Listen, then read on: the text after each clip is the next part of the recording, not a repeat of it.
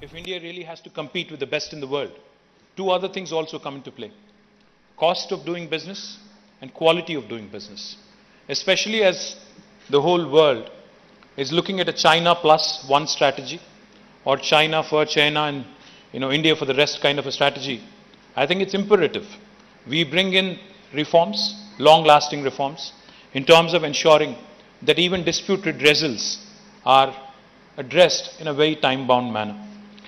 Honorable Chief Minister, as soon as he assumed office, in fact, had taken it upon himself. I remember this was back in June 2014, and he had conducted a session, in-person session, with all industry bodies in a hotel. He had conducted a very detailed meeting with a number of industry associations. The meeting lasted almost for 8 hours. So he kept asking, he kept probing, what is it that you would need from the government? What do you expect from the government? Speaker after speaker, belonging to various associations, kept pouring over their woes, especially with respect to how there is no clarity or there is no binding sense on the bureaucracy with respect to clearances. And also a number of other challenges. The joke about governments in India especially. We all claim that we have a single window, but there are always multiple windows behind that one single window. That's the joke that does the rounds in the industrial circles. So when they actually went at length, elaborated on the number of things that need to be reformed, he had summoned all of us, myself, along with me, my bureaucratic colleagues. He said, let us not reinvent the wheel. Let us actually learn from the best. So where is the best industrial policy in the world? So we said, possibly Singapore. So in fact, he led a delegation of officers, he led a delegation of ministers for 4 days to Singapore. And this was in August or September 2014. We went there, we actually visited the Economic Development Board. We spent a number of, we had a number of meetings with the local industry associations, got a lot of direct feedback. He said something very interesting. He said, don't reinvent the wheel. Just pick up the best elements of Singapore's industrial policy. Maybe also look at a few other policies, possibly some Scandinavian countries, possibly even some Southeast Asian nations, which are more relevant to the Indian context, and then come out with our own policy. As a result, in October 2014, the first piece of legislation that was enacted by government of Telangana was actually delivered in October 2014, and this was called the TS I-Pass. The TS I-Pass, as the name suggests, literally is an equivalent of an easy pass on a highway toll. TS I-Pass stands for Telangana State Industrial Project Approval Self-Certification System.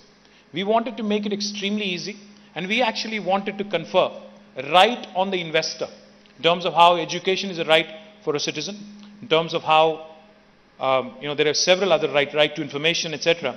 We wanted to confer upon the investor the right to self-certification, right to self-clearance, self-assessment. Now this might sound a bit far-fetched, but let me tell you quickly. The three salient features of TS I-Pass in the last 8.5 years of working as Minister for Industry, Minister for Information Technology in two governments, I can tell you with experience and authority that this has truly worked. Because under TS I-Pass, out of the three salient features, the first piece, for instance, if somebody wanted to come over from Singapore and wanted to start their factory in Telangana, or wanted to enter India using Telangana as a gateway, you actually don't need a clearance from the government. You do not need any clearance from the government. You can hit the ground running. You can start construction of your factory on day one. No other Indian state will tell you this. Once you start the construction of your factory, or once you start setting up an office, all we request is that you submit an application online in the TS I-Pass portal. Why do we need that? For compliance purposes, for regulatory reasons, we need to know what kind of business you are engaged in, what kind of employment you would be creating, what kind of investment are you going to be putting in, and of course, any concerns with respect to pollution and any other matters relating to compliance. What do we do when we get that information online? Once we get the information online on the TS I-Pass portal, we promise all clearances backed by statute in a span of 15 days. If we don't deliver on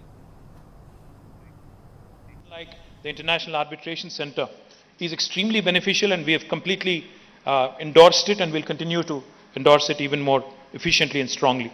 I'm happy that the International Center has made a good beginning, but my request to the registrar and other staff at the center is please create more awareness. We need more of these sessions. We need bar on our side. We need the entire legal luminaries and legal fraternity on our side.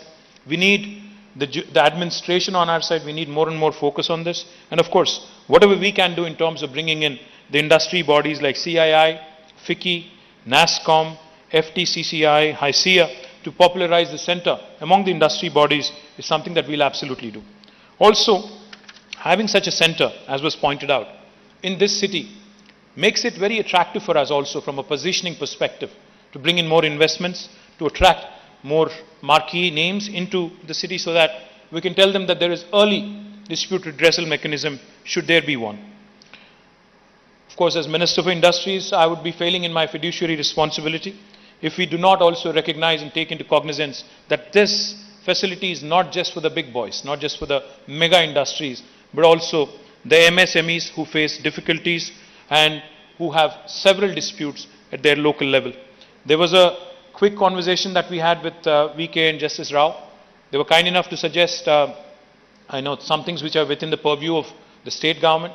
I'm happy to continue the conversation, sir, and take it to a logical conclusion. Let me also add that there is a provision from the state side in the National MSME Act to set up a facilitation council to help the MSMEs. And I'm happy to share that in our state, besides having one facilitation council in Hyderabad, we have also created decentralized councils at places like Warangal, Karimnagar and Nizamabad. However, I come across frequent instances of litigation getting prolonged even in the facilitation councils, and I'll make a sincere effort along with our law minister to align the functioning of these councils along with the International Arbitration and Mediation Center and ensure an alternate dispute redressal mechanism is tried out even for MSMEs. Once again, this is a laudable initiative, has made a good beginning from what Tariq just told us, but I think it needs the endorsement, the unstinted support, continuous guidance and mentorship of all the judges and of all the legal minds, legal luminaries in this room today. Once again, thank you very much for this opportunity. Thank you. Good night.